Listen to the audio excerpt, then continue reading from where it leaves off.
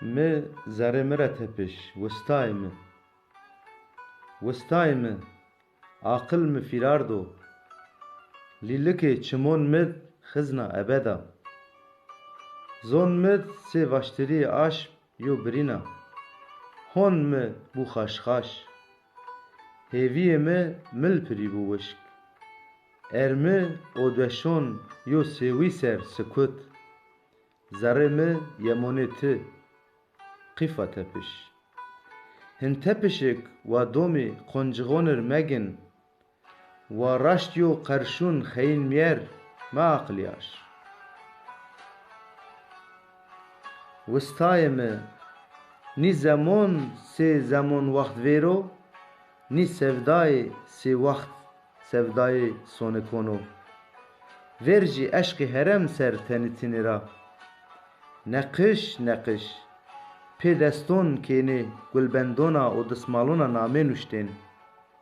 Mîyona xwe zerd qeyd kirdên. Sevdayînê caw cis û jehreyîn. Sevdayê û pêrdayîş pê di tenona bîn. La inkey zerrî bêj û bê yaronê. Sevdayê wext zerrekî diromên. Sevdayê meşrû ra de jî geyrî meşrû, şoyê gunehkaron ra peyda bên. Gongileyon ri pêrû vonê qey sevda ra xwe kêne asû.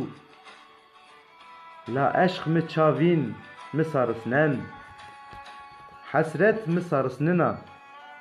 Zulüm mi sarisnen. Merg mi sarisnen. Rî mi rîxwe ra şarmiyen. Ez xafiyeya westayê mi, nî somiya safî tira wazina, nî ziyotasê awk, nî balişneya wişk ser yo hon şohon. Pêzwar kuwêta sikûnetê mi pê bîgir, wa zirçî migin. Deston xwe dergik, dest tîjanir, hon re ayak. Mi zerê mi re tepiş, westayê mi.